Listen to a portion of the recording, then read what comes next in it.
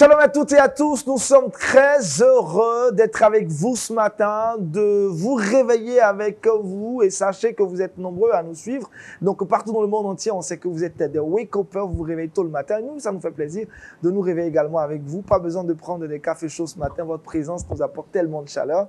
Docteur Verso, shalom. Bon matin. Vous allez bien? Ça va très Gloire bien. à Jésus-Christ. Amani, bonjour. Bonjour Aniel. Ça va bien? Dieu fait grâce. Et aujourd'hui, on tente à équilibrer quand on parle de genre, deux dames, trois hommes. C'est intéressant ça. Hein? Ouais. Kouda, ça va?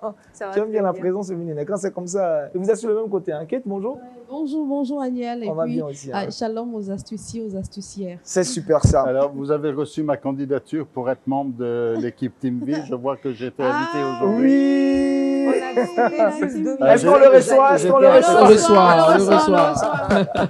C'est le nouveau membre de la Team V. Il restera avec nous pour toujours. Nous faisons partie, on rester avec nous. Même à distance. Même à distance, il peut toujours nous faire de la correspondance et balancer des infos. Alors, tous les mois, désormais, vous retrouverez tout le Gotha de la Team V. On sera tous réunis ici sur ce plateau pour vous faire donc cette revue de l'actualité chrétienne. Chacun d'entre nous abordera une question. Vous êtes censé savoir tout ce qui se passe dans le monde chrétien. C'est notre devoir de vous le transmettre. Et pour ce numéro, ce tout premier numéro, en tout cas en ce fin de mois de mars, nous ferons donc la revue de l'actualité chrétienne depuis le mois de janvier jusqu'à cette date précise. Amani, de quoi est-ce que tu parleras aujourd'hui pour faire donc un récap de tous les events qui ont marqué le monde chrétien? Il y a eu tellement d'événements et comme tu le dis, nous allons parler avec moi de deux événements. Le premier événement sur lequel je vais parler ce matin, c'est une croisade d'évangélisation, une grande croisade d'évangélisation qui a eu lieu là-bas au Vietnam, dans l'une des plus grandes villes du Vietnam, où il y a eu assez de conversions. Nous allons en parler. Et le deuxième chapitre que je vais aborder, c'est également la conversion de 300 détenus femmes. Vraiment, il faut dire que Jésus-Christ a encore gagné des âmes et nous allons le glorifier tout à l'heure. Super, restez avec nous pour en savoir plus avec Archid Amani. Kate, avec toi, les sujets que tu aborderas? Et bien avec moi, on ira en Syrie, on parlera d'Antioche et qui a malheureusement été détruite. C'est une ville qui a vraiment de l'importance pour le chrétien, mais cette ville a malheureusement été détruite par le séisme qui a eu lieu il y a peu. Alors ensuite, on ira à Rio, au Brésil. On parlera du carnaval de Rio qui a fait beaucoup taches d'huile sur les réseaux sociaux et même dans nos ménages. On en parlera tout de suite. Et c'est un véritable problème qui s'est passé à Rio. Et Kate nous dira tout ce qui s'est passé réellement dans les moindres détails. Vous aurez toutes les informations. Touré Kouda avec toi. On parlera de deux événements qui ont bouleversé le milieu chrétien tout simplement. Il s'agit d'abord de la polémique qui a touché le groupe chrétien Maverick City. Certainement, vous avez déjà entendu parler de ça. Et pour ceux qui ne connaissent pas le groupe Maverick City, c'est le groupe qui a chanté cette chanson qui est devenue, j'ai envie de dire, l'hymne national des chrétiens, J'irai, tu me suffis, qui a été interprété dans plusieurs langues. Donc, ce groupe a été victime d'une polémique. On va en parler. On va parler également du Revival Asbury, le réveil spirituel qui a eu lieu en Asbury. On ne peut ne pas parler de cet événement majeur qui j'ai envie de dire, l'élément principal, l'événement principal même qui a mouvementé le milieu chrétien ces 3 premiers mois de l'année 2023. Donc, et la bonne nouvelle, c'est que toutes ces infos-là seront analysées à la loupe de la parole de Dieu, de notre version. Bien évidemment, bien installé. Et on aura le regard de la Bible de Dieu sur tout ce qui s'est passé. Pour l'heure, prenez vos Bibles. On ne déroge pas la règle tous les matins avant toute chose. Commencez la journée en écoutant en premier la voix du Seigneur. Et dans cette émission, c'est dans Méditons ensemble. Pasteur, on peut y aller. On y va. Aujourd'hui, j'aimerais vous parler du thème « Écouter ne suffit pas » en faisant référence à l'histoire d'Hérode, le roi Hérode et Jean-Baptiste. Je vais me baser sur le texte de l'Évangile selon Marc. Marc, chapitre 6, verset 17, on va prendre un petit peu dans le désordre. Voilà ce qu'il est dit. Hérode, il avait fait arrêter Jean, il l'a fait mettre en prison. Pourquoi ? À cause d'Hérodias, la femme de Philippe. Alors c'est une affaire compliquée, hein. Des fois on pense que les séries sur Canal+ peuvent être compliquées, mais là c'est encore plus compliqué. Hérode, il a pris la femme qui est à son frère et qui est toujours mariée à son frère et qui est devenue sa femme à lui. Elle s'appelle Hérodias, femme de Philippe, et il l'a épousée. Et Jean, lui, il disait au roi, il ne t'est pas permis d'avoir la femme de ton frère. Et ça, c'est important de réaliser que Jean-Baptiste, le prophète, et Jésus va même déclarer Jean-Baptiste comme étant le plus grand de tous les prophètes qui n'aient existé. Jean-Baptiste, lui, devant le roi, le grand, celui qui a tout pouvoir, autorité de vie et de mort. Et on le sait en effet concernant son histoire.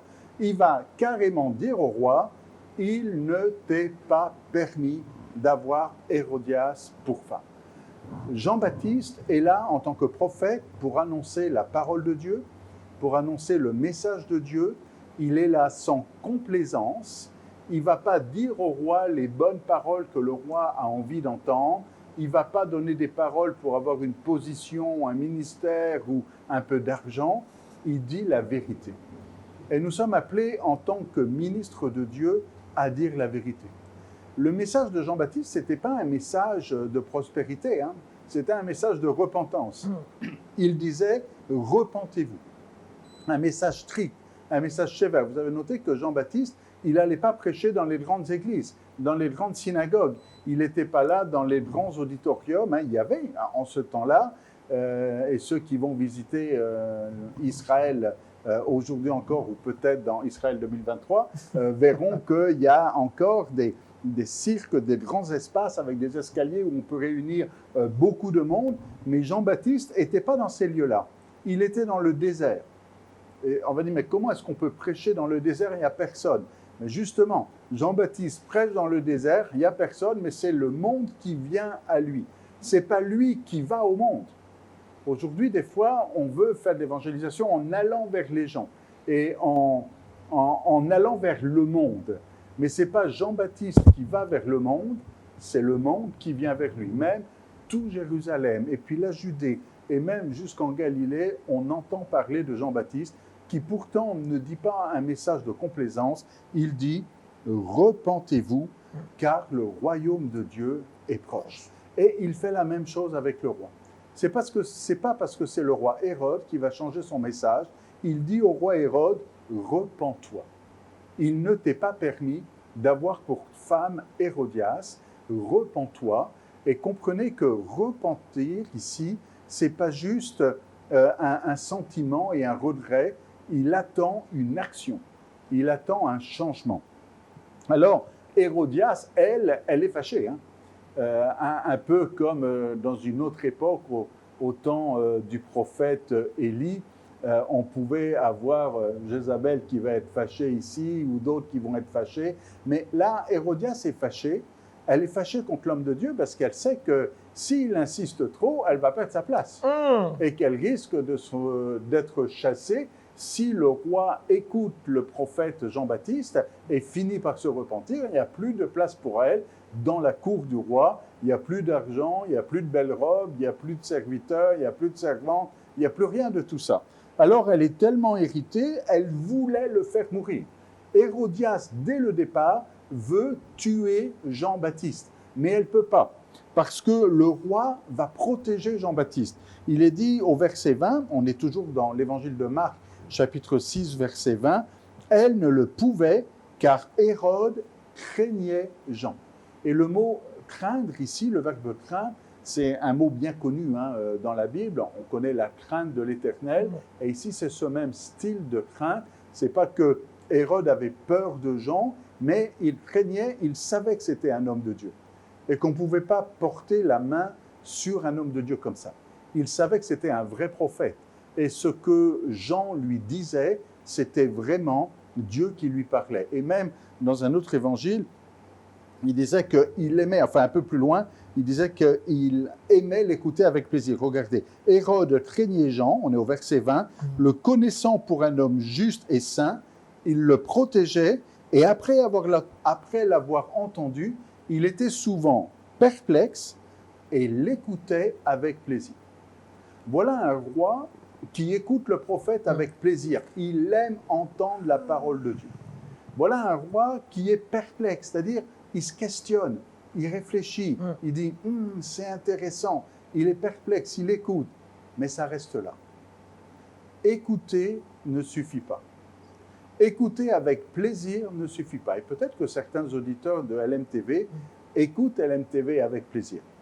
Et vous écoutez, et des fois vous êtes perplexe, vous dites c'est intéressant ce que dit le pasteur aujourd'hui, c'est intéressant ce que dit l'homme de Dieu, ou je sens l'Esprit de Dieu me parler. Mais si c'est juste écouter, ça ne suffit pas. Hérode se contentait d'écouter. Et ça ne suffit pas. À un moment donné, à un temps favorable, la Bible dit un jour propice, un temps favorable, il y a eu un anniversaire, il y a eu une fête, il y a eu une manigance, et finalement Hérode va se retrouver pris à son propre piège lorsqu'il va dire demande-moi ce que tu voudras, et il s'attendait à tout sauf à ce qu'on lui demande la tête de Jean-Baptiste. Voilà. Et il va donc être obligé, à contre-cœur, contre sa propre volonté. Il était attristé, nous dit le verset 26, mais à cause de sa parole, de ses serments, et puis des invités, parce qu'il avait fait ça devant tout le monde, il ne pouvait pas refuser. Et c'est comme ça que l'histoire s'arrête concernant Jean-Baptiste. Mais si on revient au roi Hérode, quelques mois plus tard, eh bien, il entend parler de Jésus. Et quand on lui dit Jésus fait des miracles, il fait des prodiges, il est intéressé. De la même manière qu'il était intéressé quand Jean-Baptiste parlait, là il est intéressé, il a même envie que Jésus vienne et venir parler avec lui. Il nous est dit au verset 14, « Le roi Hérode entendit parler de Jésus dont le nom était devenu célèbre. Et il dit, Jean-Baptiste est ressuscité des morts. » Vous voyez, le premier réflexe qu'il a eu lorsqu'il entend parler de Jésus, c'est de dire, c'est ce Jean-Baptiste que j'ai décapité, que j'ai fait décapiter, qui est ressuscité des morts. Il vit avec une culpabilité, il sait que ce qu'il a fait est mauvais, et il essaye, il se dit, bon, il doit y avoir quelque chose de spécial, Jésus, ça doit être Jean-Baptiste qui est ressuscité des morts. Alors pour conclure, quand Jean-Baptiste était dans le désert, il prêche la repentance. La repentance, ce n'était pas juste un mot. C'est pas juste un état d'esprit, c'est pas juste un regret. Les habitants de Jérusalem, de la Judée, de tous les environs allaient vers Jean-Baptiste, on le disait, ils confessaient leurs péchés, ils se faisaient baptiser par Jean-Baptiste dans les eaux du Jourdain, mais il est dit que Jean, il a vu à son baptême beaucoup de pharisiens, des hommes religieux, des sadducéens, et il leur dit « race de vipères ». Vous voyez, il est capable, il n'a pas peur de dire la vérité au roi, mais là même aux hommes religieux, il dit « race de vipères, qui vous a appris à fuir la colère à venir ?» Et il dit au verset 8, on est là dans Matthieu 3,8, « produisez donc du fruit digne de la repentance. » Et ne prétendez pas dire en vous-même « tout va bien ». Produisez du fruit digne de la repentance. Et c'est ma parole pour vous ce matin, c'est la parole de Dieu pour vous ce matin, c'est ce que l'Esprit de Dieu met sur mon cœur. Produis du fruit digne de la repentance. Tu dis que tu t'es repenti, tu dis que tu t'es approché de Dieu, que tu as fait une prière de repentance peut-être, quel que soit le vocabulaire que tu utilises, mais est-ce qu'il y a du fruit digne de la repentance? Est-ce que c'est juste des mots ou il y avait des actions? Quand Hérode disait « tu as raison Jean-Baptiste, là, tu as raison de me dire que je ne devrais pas prendre Hérodias », mais le lendemain, Hérodias était toujours dans son lit et c'était toujours sa femme. Il n'y avait pas le fruit de la repentance. Ça ne suffit pas de dire, ça ne suffit pas de dire « le pasteur a raison », ça ne suffit pas de dire « la Bible a raison », ça ne suffit pas de dire « là, je sens que Dieu me parle et que sa parole est vraie ». Il faut avoir du fruit qui atteste et prouve que ta repentance est vraie, que ce ne soit pas juste des mots, mais des actes, et que tu passes en action. Alors si tu sens le Seigneur t'appeler à la repentance, que cette repentance ne soit pas juste des paroles, mais soit aussi manifestée en actes. Amen. Merci, pasteur, que ta repentance se manifeste en actes. Qu'avez-vous retenir de cette méditation, Kate? Ce que je retiens, c'est qu'il faut faire vraiment attention, il faut joindre l'acte à la parole. Lorsque nous disons que nous voulons vraiment nous repentir, lorsque nous avons entendu une parole et que nous voulons changer de vie, il faut vraiment joindre l'acte à la parole. Ça ne sert à rien de dire, mais il faut vraiment agir également. C'est ce que dit l'apôtre Jacques dans son épître, que la foi sans les actes, c'est inutile. Et ça ne sert à rien. Ça ne sert à rien. Moi, Après, on prendra la question. D'accord, certainement pour revenir sur l'expression de Kate, on ne peut pas déclarer que je me suis repenti et sans passer à l'action. C'est carrément impossible de recevoir d'abord même le pardon du Seigneur, parce que tu ne peux pas dire de la bouche et puis l'action ne suit pas. C'est carrément impossible. Donc il faut véritablement joindre l'action à ce qu'on a déclaré. Et dans certains cas, je vous sens poussé à le dire, dans certains cas, l'action, c'est la réparation La réparation, ou la restitution. la restitution. Si quelqu'un t'a volé ta voiture et il vient, je me repens, j'aurais pas dû voler la voiture, et il part, tu dis, hey, il faut me rendre la voiture là. S'il ne rend pas la voiture, c'est quoi cette repentance? C'est quoi cette repentance? C'est vrai. La repentance, c'est aussi réparation, restitution. Yes. Coup dans la question, pasteur. Je veux savoir, est-ce que la repentance, elle doit être privée ou publique? Parce que certaines personnes, quand elles veulent se repentir, elles souhaitent le faire de manière publique, tout le monde doit être informé. Donc, est-ce que c'est ça la vraie repentance? Ou bien on peut juste se repentir dans le secret et continuer notre marche avec le Seigneur? Je pense que ça dépend de la nature de l'offense. Quand l'offense est publique, la repentance doit être publique. Okay. Si vous avez quelqu'un qui, à la télévision et devant les foules, va dire certaines choses, il va falloir que la repentance soit publique, parce que l'offense était publique. Mais si l'offense est privée et que c'est une affaire de couple entre l'homme et la femme, eh bien là, la repentance, ça concerne les deux. Ce n'est pas nécessaire d'inviter des journalistes et puis de publier sur les réseaux sociaux. Donc ça dépend de la nature de l'offense. Quand l'offense est privée, la repentance reste dans le domaine privé, pas la peine de le publier. Mais quand l'offense est publique, la repentance doit être publique. Okay. Merci. Pasteur, combien de fois devons-nous nous repentir? Quand on a demandé pardon à Dieu pour un fait, on s'est repenti et qu'on commet encore cet acte. Est-ce que c'est une repentance, c'est une confession? Qu'est-ce qu'on fait là à cet instant? 7 fois, 77 fois, ça vous rappelle quelque chose? Si, il faut pardonner. Bon, alors, la Bible nous dit que si nous confessons nos péchés, il est fidèle et juste pour nous les pardonner. Et je ne crois pas qu'on est ici dans un nombre. Mais par contre, si on est dans un pattern, alors j'essaie de trouver le mot en français, si on est dans un cycle, c'est ça, et s'il n'y a pas de changement, la repentance amène un changement. Si quelqu'un dit, moi, je me repens d'être alcoolique, mais que tous les jours il boit, tu dis, c'est quoi cette repentance? La repentance amène un changement. C'est une vie nouvelle. La repentance, c'est le début d'une vie nouvelle, d'une vie transformée, d'une vie changée. Alors évidemment, de nous-mêmes, on n'est pas capable des fois de changer, mais la repentance ouvre la porte à l'action de Dieu qui va faire de nous un être nouveau, une nouvelle création, une nouvelle créature. Donc, si on est toujours dans le même péché et qu'on s'installe dans ce péché, il n'y a pas vraiment de repentance. Maintenant, quelqu'un peut aussi tomber ou retomber, mais il y a une différence entre tomber d'une manière accidentelle ou s'installer et aimer son péché. Aimer son péché. Pasteur, est-ce qu'on doit se repentir auprès d'un pasteur ou se repentir devant Dieu? Ça suffit? Ah, s'il y a un confessionnel... C'est ça, j'allais même parler du confessionnel. Là encore, ça dépend de la nature de l'offense. Quand le fils prodigue revient, il dit « j'ai péché contre le ciel et contre toi ». Et il se repent auprès de son père parce qu'il a péché contre son père. Mais si l'offense, elle est juste entre toi et Dieu, elle peut être privée. Et il n'y a pas besoin d'aller... Mais maintenant, si nous avons fait du tort à quelqu'un, dans le principe de restitution et de repentance, il faut aller voir la personne et lui demander pardon.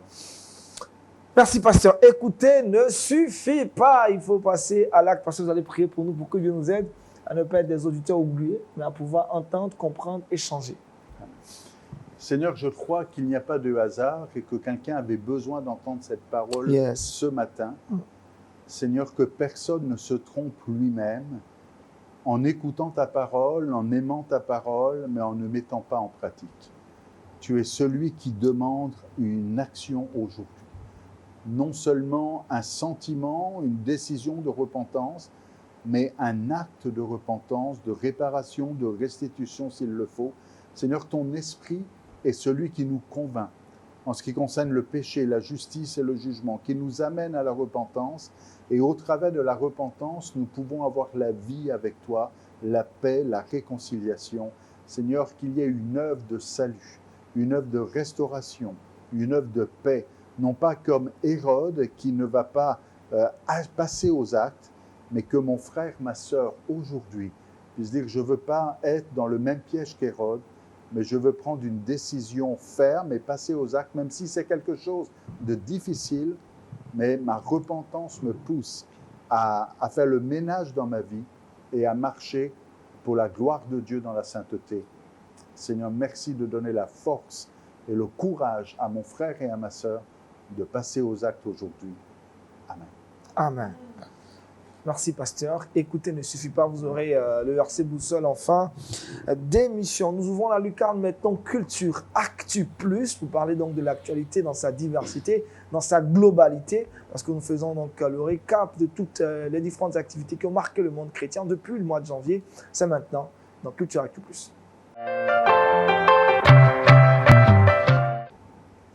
On va démarrer avec Touré Kouda. On aborde tout de suite le mois de février parce que le mois de janvier, c'était en début d'année, il n'y a pas eu vraiment de gros events. Je veux dire international, voilà, parce qu'on parle des événements internationaux qui ont marqué, qui ont rythmé. Hein. Peut-être le pasteur Berceau, s'il vous plaît. Non, je pense qu'il y a quelque chose que vous n'avez pas cité parce qu'il y a quelque chose de joyeux, puis je sais que vous aimez chanter là. Il y a eu quand même une chanson sur TikTok qui a fait le buzz là. Oui, Kouda. C'est comment ça? Tu me dis. C'est comment ça? C'était pas en janvier, c'était pas en janvier ça? C'était en janvier, hein. C'était en janvier, justement. C'était en janvier. Justement, c'est pourquoi le docteur Berceau est là. Hein. Donc, le premier événement, déjà, c'était la Team Vie. C'est quoi la Team Vie? Quand je regarde autour de moi, je vois ta gloire. Seigneur Jésus, je te bénis. Comment ne pas te louer? Seigneur Jésus, comment ne pas te louer? Comment ne pas te louer? Comment ne pas te louer? Seigneur Jésus. Cette chanson a explosé TikTok, les réseaux sociaux, YouTube. Et elle s'est retrouvée dans des boîtes de nuit, dans des milieux où le nom de Jésus est proclamé. Les athées ont chanté, des gros reportages ont été faits. Le diable n'était pas content là. Il n'était pas du tout content. On a trop parlé de Jésus. Là. Ça a été vraiment mondialement chanté et célébré. Merci Docteur Berceau pour cette chanson. Ça, c'était l'actualité du mois de janvier.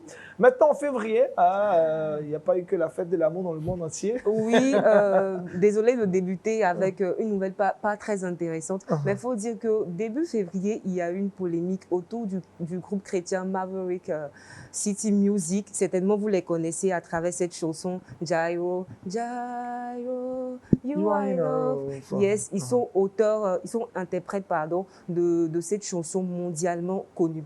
Donc, début février, ce groupe était présent au Grammy Awards, cet événement qui récompense des artistes, des acteurs internationaux. Et ils étaient présents. Ils ont même eu un prix, le prix de meilleur groupe contemporain de l'année. Donc, déjà, ils ont hissé très haut le milieu chrétien et on glorifie Dieu pour cela. Mais malheureusement, j'ai envie de dire, pendant cet événement, ils ont eu à faire une prestation assez contestée. Il faut dire qu'en novembre dernier, en novembre de l'année passée, il y a un rappeur américain du nom de Take Off qui a été tué, assassiné malheureusement. Il était membre du groupe Los Migos, si je prononce bien. Donc, lors des Grammy Awards, ils ont voulu rendre hommage à ce artiste, à ce rappeur disparu très tôt. Et l'un des membres de ce groupe-là, Migos, qui se nomme Quavo, a fait une prestation avec le groupe chrétien Maverick City Music. Donc, le fait que Quavo partage la scène avec le groupe chrétien, le fait qu'ils interprètent une chanson à la base qui n'est pas chrétienne, a suscité assez de réactions du milieu chrétien tout simplement. Et il faut dire que pour bien comprendre la réaction de ces personnes qui ont été indignées, le groupe Los Migos, ils sont assimilés à tout ce qui est violence, grossièreté, drogue, bagarre. Voilà, donc voir des chrétiens partager une scène avec les membres de ce groupe et en plus chanter une chanson qui n'est pas chrétienne a suscité l'indignation, faut le dire, de beaucoup de chrétiens. Et ça a remis encore sur la table ce débat. Est-ce qu'on doit aller jusqu'à partager une scène avec des non-chrétiens pour pouvoir présenter l'évangile? Donc ça a suscité encore ce débat qui fait polémique depuis de nombreuses années dans le milieu chrétien. Et j'ai voulu qu'on en parle sur le plateau de Wake Up. Et c'est bien. Le docteur Berceau nous donnera son avis. Quelle réaction les chrétiens devraient-ils avoir face à ce genre de situation, de scènes qui se présentent à lui? C'est sûr que je pense que ce groupe chrétien a été piégé. Oh. Il est rentré dans une machine. Quand on est là, dans ce genre de cérémonie, il y a des scénarios, il y a des scènes qui doivent être partagées. On dit, bon, ben, vous êtes chrétien, vous ne pouvez pas être différent à quelqu'un qui est mort tragiquement. Et puis c'est pour ça qu'ils les ont choisis eux. Cela. Et puis ils se sont retrouvés comme obligés et piégés. S'ils n'avaient pas été là, il n'y aurait pas de problème. Mais c'est ça un petit peu. Et c'est quasiment impossible de dire non dans ce genre de situation. Le seul moyen de dire non, c'est de dire on ne veut pas être là. On ne veut pas être là, nous, ça ne nous intéresse pas. La récompense des hommes ne nous intéresse pas. Ce qui nous intéresse, c'est la récompense de Dieu. Et c'est ça un petit peu, c'est que quand on est un petit peu attiré par une certaine gloire, un succès ou une reconnaissance de la part du monde non chrétien, parce que des fois, il y a des groupes chrétiens qui disent bon, on est chrétien, mais les non-chrétiens, ils apprécient notre musique. Et ils cherchent une reconnaissance parmi les non-chrétiens. Mais est-ce que c'est leur raison d'être? Leur raison d'être, c'est de proclamer le nom de Jésus. Ce n'est pas d'aller chercher une reconnaissance parmi les non-chrétiens. C'est comme si un chrétien voulait écrire un livre ou un pasteur voulait que sa prédication soit populaire chez les non-chrétiens ou le but là, c'est pas la popularité. Le but, c'est le message. Jean-Baptiste n'était pas populaire. Mais il l'était. Mais il ne l'était pas. Ça dépend par qui. Il n'était pas populaire pour Hérodias et pour la cour et tout, mais il y avait des foules qui venaient vers lui. Mais il n'a pas cherché la popularité, il n'est pas allé chercher son trophée. Son message n'a pas été altéré, il est resté toujours constant. Merci, pasteur. En février, toujours, cette fois-ci avec Kate, on se retrouve en Syrie. Effectivement, nous sommes en Syrie. Le 6 février 2023 restera à jamais gravé dans nos mémoires. Parce que ce 6 février-là, quelque chose s'est produit, malheureusement, en Turquie et en Syrie. Malheureusement, c'était le séisme. Un séisme qui a fait vraiment de nombreux dégâts en vie humaine. On peut en faire état de 5000 pertes en vie humaine, sans compter les dégâts matériels.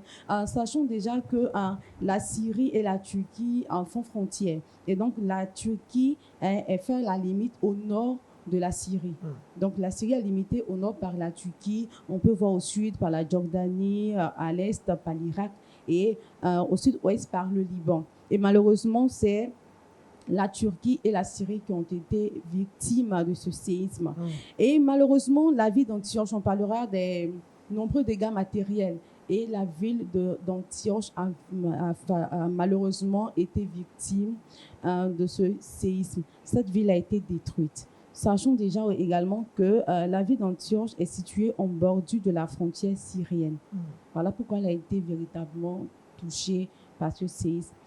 Alors, il faut noter que Antioche est l'une des villes qui est considérée comme le berceau de la chrétienté, surtout quand on parle de l'évangile, parce que c'est dans cette ville-là que les chrétiens ont été appelés la première fois chrétiens. Donc les disciples ont été appelés pour la première fois chrétiens. Donc cette ville-là a tout un sens pour le chrétien et c'est dommage pour nous parce qu'Aristide voudrait visiter malheureusement Antioche, mais ce ne sera plus possible à cause du séisme. Mais moi, j'ai pu aller visiter Antioche et je viens vous donner des informations. C'est une belle ville qui est malheureusement sous les décombres de ce séisme.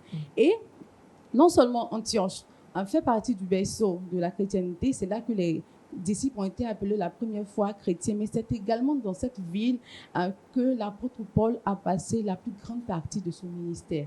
Donc tout en sens pour toutes ces personnes-là qui veulent évangéliser. C'est vrai qu'aujourd'hui, on dirait que Antioche est une ville qui n'existe plus, tout ça, mais nous avons la possibilité de revivre tous ces moments à travers la parole de Dieu que nous avons. Mais nous pouvons également aller voir ce qui s'est passé, passer encore sur les traces de ces apôtres-là qui nous fortifient dans notre marche chrétienne tous les jours. Donc, voici un peu ce que je voulais dire concernant l'actualité et vraiment prions pour que de telles choses ne se produisent plus parce que c'est comme si nous perdons notre architecture culturelle chrétienne. Imaginons qu'un test se produit en Israël, on ne le souhaite pas, mais ça sera vraiment un gros coup pour le monde chrétien. Voilà. Est-ce qu'on peut empêcher ça?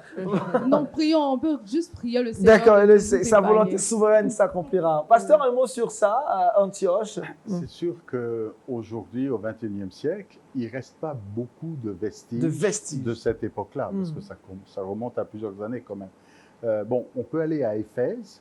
Éphèse, c'est en Turquie maintenant. Bon, ça n'a plus le nom d'Éphèse, ça a un nom turc dont je ne me souviens plus. Je ne parle pas le turc. Mais c'est au bord de la mer, donc c'était un peu plus protégé. Mais les quelques vestiges qui sont là permettent de concrétiser, un peu comme quand on va en Israël, de dire, ce qui est écrit dans le livre des Actes, là, ce qui est écrit dans le Nouveau Testament, ce n'est pas des fables. Les villes sont là, il y a des traces. Et on a trouvé aussi des traces de chrétienté parmi l'archéologie, il y a des passages, et on voit que quand à Éphèse, l'apôtre Paul parle de la Diane des Éphésiens, on retrouve des traces de ce culte à la Diane des Éphésiens. Donc ces vestiges nous permettent d'ancrer ou de solidifier.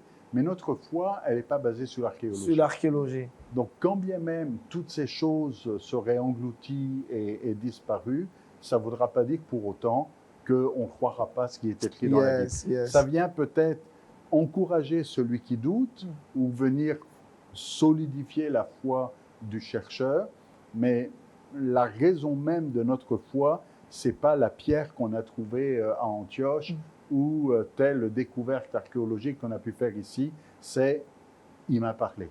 Il m'a touché, j'ai rencontré Jésus. C'est ça le plus important. C'est ça le plus important. Merci, pasteur, pour votre avis sur la destruction de la ville d'Antioche. Mais le nom, ce n'est pas Antioche aujourd'hui. Oui, c'est Antakya. Antakya. Merci pour cette précision. En mars, c'était donc très récemment, il y a eu un grand rassemblement au Vietnam et Amoni nous en parle. En effet, Aniel, je disais dans les titres, nous allons parler cette fois-ci de croisade d'évangélisation, mais avant tout, je voudrais qu'on parle un peu le vietnamien. Je voudrais dire en vietnamien, Dieu vous bénisse, c'est Chuo Phao Ban. Chuo Phao Ban. Voilà. Merci, très bien. Je crois que c'est bien. Voilà. Et le bonjour, c'est Chuo Buisang. Et comment on répond? Amen, tout simplement. Amen. Chuo Buisang, donc vous répondez Chuo Buisang, ça veut dire bonjour. Voilà, je veux dire que c'est un pays de l'Asie, et vous savez que une superficie de 330 967 km² avec une population de 103 808 319 habitants. Il faut dire que ce pays a été vraiment pendant un millénaire sous la domination de la Chine. Vous allez voir que le Vietnam, la Chine, le Japon et la Corée ont à peu près la même culture.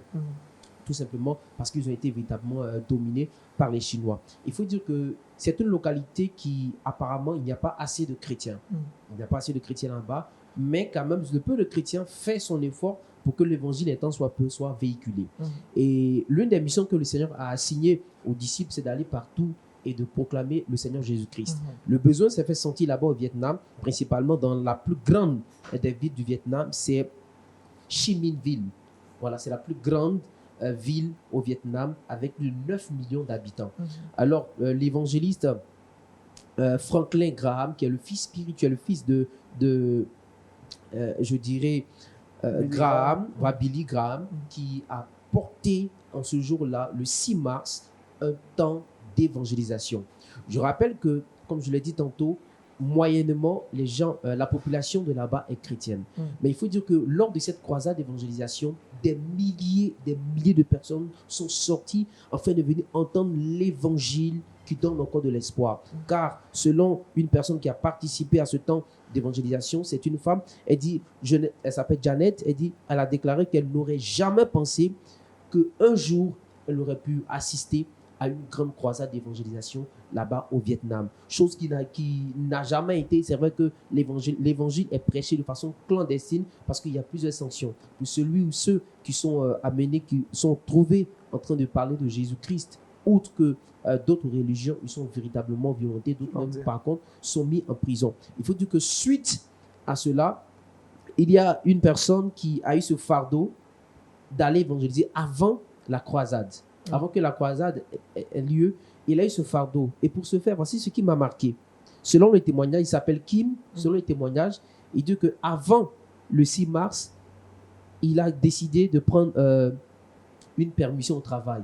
Parce que Dieu a mis en son cœur d'inviter des personnes, puisque déjà les affiches parlaient de cette croisade d'évangélisation. Donc il allait dans les cafétérias avec ses collègues, il a parlé de Jésus-Christ, il a invité ses frères, même ses parents. Et à cet effet, lui seul, il a pu inviter 60 personnes pour cette croisade d'évangélisation et qui bien sûr ont donné leur vie à Jésus-Christ de Nazareth. À lui seul inviter 60 personnes à Jésus-Christ de Nazareth, c'était vraiment merveilleux. Il faut dire que suite à cela, des milliers et des milliers de personnes, de jeunes hommes, de jeunes filles ont donné leur vie à Jésus-Christ. Parce que certes, ces personnes vivaient, mais on dit que nous vivions, certes, mais l'espoir était perdu parce que la joie n'était pas intérieure. C'était en quelque sorte, les jeunes de là-bas vivaient une vie, mais il leur manquait quelque chose. Et ce quelque chose-là, c'est véritablement le Seigneur Jésus-Christ. Donc, suite à cette évangélisation, des milliers d'âmes ont donné leur vie à Jésus-Christ de Nazareth. Gloire à Jésus-Christ. Ma soeur, c'est une très bonne nouvelle, ça. L'évangile continue de se répandre partout dans le monde entier. C'est formidable. Ouais, surtout les pays comme le Vietnam, le Cambodge, le Laos, étaient dominés par le communisme. Et c'était interdit d'être chrétien. Et de voir cette ouverture se fait ici, bon, c'est un peu l'héritage de la Chine aussi, c'est formidable.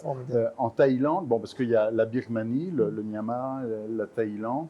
La Thaïlande, c'est plus ouvert, mais là, de voir que le Vietnam s'ouvre aussi, c'est extraordinaire. Extraordinaire. On poursuit rapidement le tour d'actualité, notre tour d'actualité avec Kouda. On revient sur cet événement-là qui a fait le tour du monde également, le réveil à Asbury. Oui, on va parler du Revival Asbury et je vais en parler avec beaucoup de joie, avec beaucoup de passion, parce que c'est un événement qui donne un message assez intéressant. Qu'on soit chrétien ou non, Aniel, on a tous vu le Saint-Esprit à l'œuvre pendant cette période-là. Qu'on soit chrétien ou non, on a vu le Saint-Esprit à l'œuvre et on a aussi compris un message assez important, c'est que Dieu a un travail à faire avec la jeunesse, parce que ces événements se sont déroulés dans une université chrétienne avec des jeunes chrétiens. Donc pour ces deux messages, je vais en parler avec beaucoup de joie. Donc les faits se sont déroulés le 8 février de cette année 2023 dans l'université d'Asbury qui est dans le Kentucky aux États-Unis. Donc j'ai envie de dire comme c'était une routine, voilà, c'était une routine habituelle.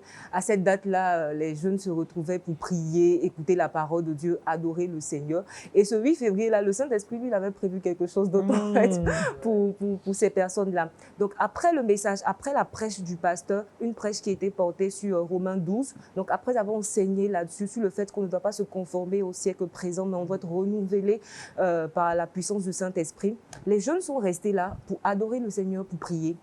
Donc, c'était l'après-midi à 14h. Donc, ils ont adoré le Seigneur, ils ont prié, ils ont témoigné et ils ne pouvaient pas s'arrêter jusqu'à 1h du matin. Donc, c'est à partir d'1h du matin que des gens commençaient à constater que bon, quelque chose se passe là-bas. Donc, lorsqu'ils sont venus, ils ont senti une présence différente, extraordinaire du Saint-Esprit. Ils ont compris qu'il y avait quelque chose de particulier qui se passait là. Donc, tout le monde était conduit dans ce moment d'adoration, dans ce moment de louange, qui a continué le lendemain, 2 jours après, 3 jours après. Et naturellement, ça a suscité l'attention de tout le monde, que ce soit des personnes présentes sur l'université, que ce soit des personnes en dehors de l'université. Tout le monde a voulu comprendre ce qui se passait là-bas. Et on connaît les Américains, ils aiment bien tout ce qui est fait extraordinaire. Donc, les médias chrétiens ou non chrétiens ont commencé à parler de cet événement. Les réseaux sociaux également, il y a eu des directs pour véhiculer, pour partager au monde entier ce qui se passait dans cette université chrétienne. Et ce qui est intéressant, c'est que lorsque les gens venaient justement pour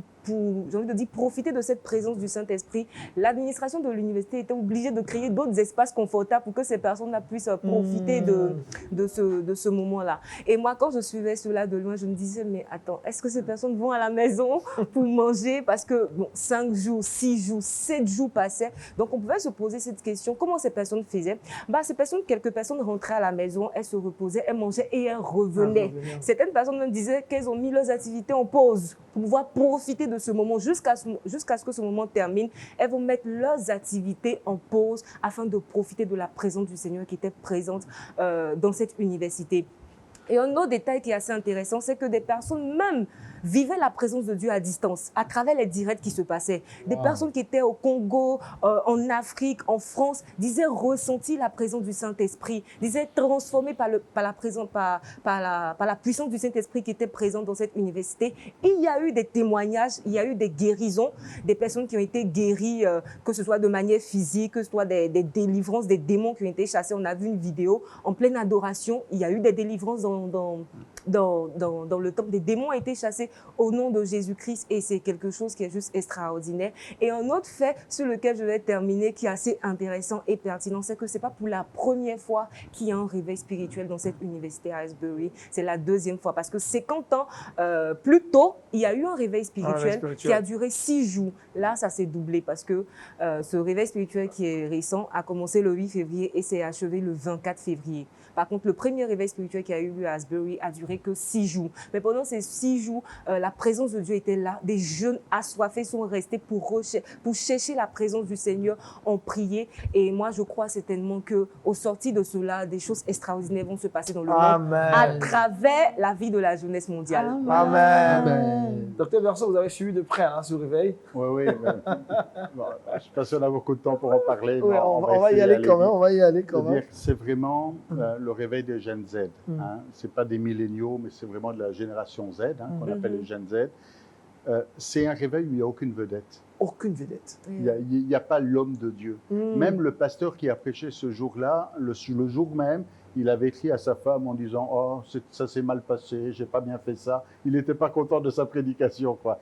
Parce que la gloire n'est pas à lui, la gloire est à personne, la gloire est à Dieu. Et les jeunes aujourd'hui, ils ont besoin d'une vie authentique. Et l'Église a besoin de comprendre ça.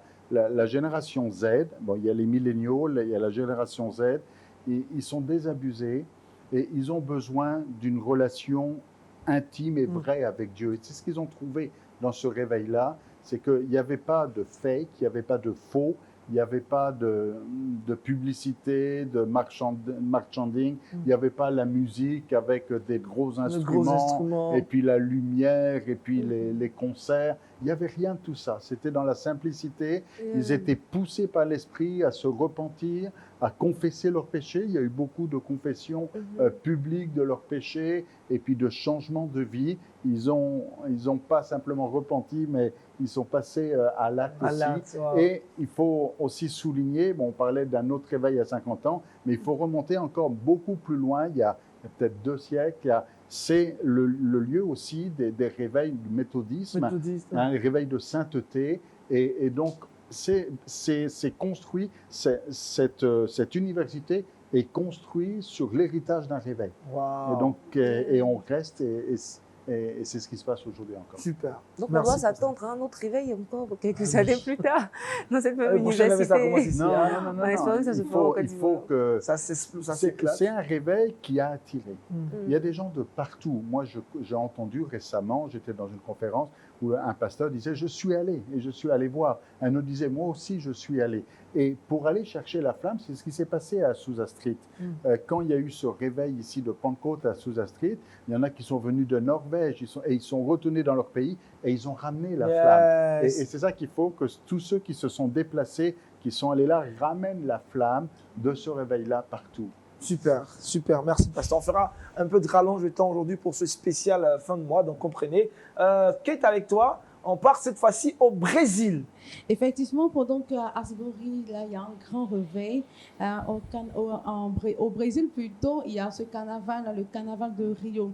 Le Brésil est situé en Amérique du Sud et il occupe même la plus grande partie de l'Amérique du Sud. Et c'est le 5e plus grand pays du monde. Le 5e plus grand pays du monde, avec une population estimée à plus de 214,3 millions d'habitants. Énorme. Vraiment, c'est énorme. Le Brésil, nous savons, c'est un pays chaleureux.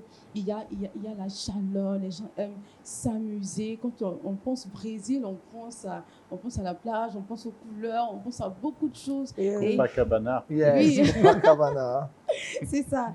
Et le carnaval de Rio est un carnaval qui est à titre culturel au Brésil parce que c'est chaque année, c'est comme ça. Tout le monde se retrouve à Rio pour festoyer avec avec les amis, il y a des défilés, il y a des danses, il y a des rencontres, tout ça. Et cette année, ce 17 février, le carnaval de Rio a fait tache d'huile.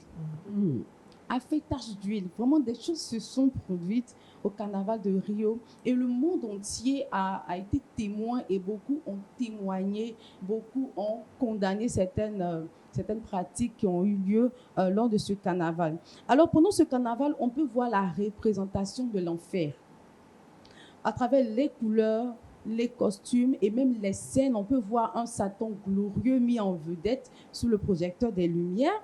Et il y a également ce cortège de démons qui le conduit. Et moi, je dis, il y a un supposé Jésus. Parce que ce n'est pas notre Jésus à nous. On voit un Jésus traîner, même dans nos rêves les plus fous. On ne peut pas imaginer Satan prendre le dessus. C'est pas possible. Alors, on voit un Jésus là, traîner, humilié par un Satan. Vraiment, cette scène-là a vraiment touché la majorité des chrétiens, tout le monde, tous les chrétiens et même le monde entier, dans les foyers. Les gens ont parlé, sur les réseaux sociaux, les gens se sont prononcés et tout le monde a condamné ce acte blasphématoire du carnaval de Rio. Vraiment, ce n'est pas la première fois. L'an dernier, il y a eu des scènes similaires, contraires à l'écriture biblique, à notre Sainte Bible. Et cette année, vraiment, je pense que ça a suscité plus de réactions. C'est pourquoi on en parlait donc partout dans le monde, en Europe, en Asie, en Afrique. Vraiment, tout le monde s'est levé pour condamner ce acte. On espère que cela ne se reproduira plus. Alors, cette scène a été dénoncée par les chrétiens et tout le monde. Et juste après, dans le week-end de ce carnaval, le 19 février, quelque chose va se produire au Brésil, donc à Rio. Il va se trouver qu'il y a des inondations. Donc, on va faire face à des inondations, des glissements de terrain, des éboulements. On fait même état de plus de 65 décès. Et cela s'est produit sans compter les dégâts matériels qui ont eu lieu. Et cela s'est produit dans une ville, la ville la plus proche de Rio. Donc, dans cette ville-là, le maire de cette ville, Felipe Augusta, a déclaré, je cite, que le volume des précipitations sont exceptionnels et ont battu tous les records. Cela ne s'est jamais produit au Brésil. Malheureusement, c'est ce qui s'est produit. Alors, c'est dans la municipalité de São Sebastião. Donc, c'est une ville qui vraiment abrite le plus grand nombre de cavaliers, de festivaliers pendant le carnaval de Rio. Et cette ville a été grandement touchée par les inondations qui ont eu lieu. Alors, beaucoup sur les réseaux sociaux ont dit que cela faisait partie du châtiment de Dieu face à ce qui s'est passé. Bon, c'est ce que les gens disent. Est-ce que c'est vrai, est-ce que c'est faux? Nous en parlons parce que cela a fait tache d'huile sur les réseaux sociaux. Dr. Berceau nous en dira. Voilà, Dr. Berceau est avec nous. Il nous dira certainement à la loupe de la lumière. Est-ce que c'est la réponse, c'est la réprimande du Seigneur? Je voyais une vidéo dans laquelle quelqu'un disait « Où est votre Satan? Où est celui que vous avez vénéré? Où il est? Pour qu'on ne vienne pas vous sauver de cette inondation, pour qu'on ne vienne pas arrêter ces pluies et autres. » Mais nous croyons que le Jésus que nous prions, il est ressuscité et que ce n'est pas ce Jésus, un supposé Jésus que nous avons vu durant ce carnaval. Voici l'information que je voulais partager avec vous. Pasteur, vous avez entendu l'information, vous connaissez l'information. Dites-nous. Je pense que c'est déjà bien de remettre le contexte du Brésil. Le Brésil est un pays d'Afrique du Sud qui a connu un très grand réveil. Il y a beaucoup de chrétiens au Brésil. Et c'est peut-être même la région où il y a le plus de chrétiens. 80% de chrétiens. Il y a énormément de chrétiens. Bon, il y a des catholiques, on connaît le Christ rédempteur. Vous savez, cette grande statue du Christ dont l'ombre est sur toute la ville de Rio, ici de Janeiro. Le président Luiz Inácio da Silva est également un chrétien. C'est ça. Il y a eu un changement de président il n'y a pas longtemps. Mais avant, ce n'était pas du tout le cas.